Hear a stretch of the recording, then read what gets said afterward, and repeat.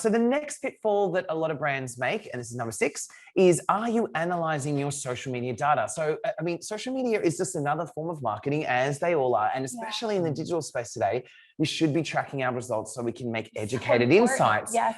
Again, you're probably thinking, duh, but it doesn't matter what size business you are. No. You've got to do it. It's like, it's kind of like saying, well, I sold this, or we, delivered that service, but I didn't check whether we made any money or not. Yeah. Yeah, no, it's true. This is what this is about. Mike, you throw in Mike. Mike's a big data. You're in the area that I love. Go for it. Have fun. No problems. Look, I mean, in terms of the key mistakes that we see, first and foremost, pixel. Not having a pixel on a website. Do you want to explain what that is really quick for people? Yeah, just setting up the tracking details that go into the website. So it's very similar to Google Analytics. We often use Google Tag Manager to drop in the code. And it just allows from an identification and tracking on the website. So the key thing, as I mentioned earlier on when we looked at sort of the ad side of things, is that we know, one, people going through to the website. So we know we're successful in driving people to the site. We also can then track whether there's a conversion on the site. But then also when they go back to Facebook, we can then do that whole retargeting side of things. The best, because, and it's so funny because not many customers know about that. And they're just like, oh, I was thinking about that, and it's perfect because they've already been on the website. They've already had some interest, but they were maybe had to jump out of, whatever at that moment, didn't get a chance. And now they're seeing it again on the Facebook. You just have such a better chance. Change my business, right? Like everyone sees my orange color everywhere, right? But as we talked about, like social media is just another form of media, and you must be tracking your results. Even if we try and avoid the vanity metrics, right? Like we don't likes and they're not too engaging. But like I know for my team, we look at especially like comments. I like to look at comments because it shows engagements, shares, all those things, like those all those metrics, but also deeper as well. Yeah, absolutely. Yeah, what stats do you normally look at? Well, I mean, that's fine from the actual platform and seeing what's going on there. And then it's then tracking that as we actually get people to take action. So we know that they've engaged with the brand, yet they're engaging with the posts and stuff. And so that's great. And you're building that kind of community aspect, which works really well. It depends on what we're tracking, whether we're tracking the posts and the engagement on the community, or whether we're looking at the ad campaign that we're running to actually drive a specific call to action. So if we're doing that, then we're actually tracking them as they then either one are staying within Facebook and converting, or whether we're tracking them through to the website, seeing how they engage on the website, but ultimately trying to get them to take action there. Yeah. So when we do a paid media campaign for video content, if it's a brand awareness video, it's actually the watch through. Did they watch the whole video? Because for brand awareness, we're trying to make awareness of the brand. So it's not a direct action. But when we're creating a product or service promotional, then the success is, did they click on go to the landing page or whatever the action is we gave them? And that's how we measure success. Based on which one. The big thing there, and that's the key, is you're testing multiple different types of ads and creative that you're working with, and then being able to see what's working for you, and then that allows us to refine the strategy or to work stronger with a certain campaign because it's getting all certain ads that are getting the better results. Because it's unusual for you to sort of go and run a single ad with a single bit of creative and nail it first time. Done.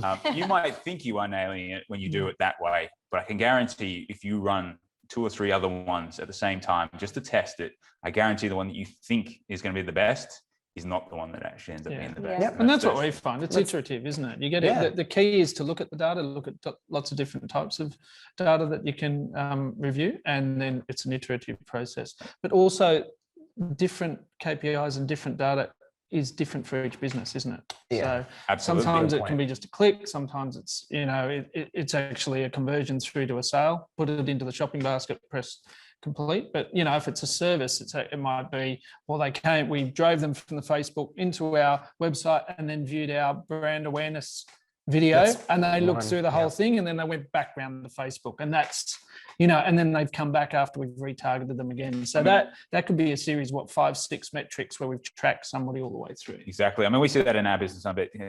We know that Chris sees a lot of that in his business, where people say, "Oh, I've been checking out on Facebook or LinkedIn," and being aware of all the stuff you're doing, and that's not necessarily, they're not contacting you straight away. No, that can be weeks, months, 7 touch points. Yeah, and that's like, so the way way I use my social media is exactly that way. Yeah. I'm not sitting there going, Facebook is going to get me leads. For me, I look at it and go, Facebook is one piece in the puzzle, right? Yeah. And so I look at it and I go, LinkedIn is my major deliverer of leads. I get at least a lead a day from LinkedIn, Really? right? And but I know that it's not just coming from LinkedIn. I know that they're seeing me do other posts on social media. They're seeing my website. They're moving around, and so that's the point. Is that it doesn't, when you're doing advertising campaigns, you've got more specific. My approach is more omni-channel, where we've got like an ecosystem of leads, and that's. And look, we've talked about it on our 4 Marketers webinars before around the necessity to have an omni-channel approach. Yeah. You've got to understand, as we said earlier, where is your audience? What platforms are they on? Don't throw all your eggs into one basket. So don't put it all in paid or all in organic, and don't throw it all into just one platform. No, Unless but in you saying are that- a unicorn and found that your audience is only on that platform. No, it's important to be on all of them, but I think mostly if you have a smaller budget, or if you're, and then at least you're putting paid from A and B testing, and you're seeing, okay, I mean, even right now we have a LinkedIn campaign, a Facebook campaign, and PPC, and we're doing quite a few different platforms, and we're seeing where are the stronger leads coming from, where are we getting more engagement, and we've decided to push more of our money into the different ones, and that's why analyzing your data is so important, because it will actually help you save costs. Well, we often see from a campaign point of view, when you first launch the campaign is actually not where it's the most successful. It's as you refine it over the coming days and weeks, that it really then starts to get really good traction and gets good results. And that's probably the other thing in terms of looking at, once you're tracking the numbers and you know that it's actually working for you, you know whether to stick with it and to keep going, or whether you kind of go, oh, hang on, we'll put it on that one and let's go with a different campaign. That's and actually really I good don't know if insight. this really goes in the data and analytics, but it is important if you're doing content that you're refreshing your content at least every 8 to 10 weeks, because you can have content fatigue if you're just pushing the same thing over and over and over again. So it's so important to refine it, and so important to have a good campaign and to build that awareness, but then you need to move on and have something and new that to comes put back in to front of that planning. Right. They're all pitfalls. They're easy to make. Yeah.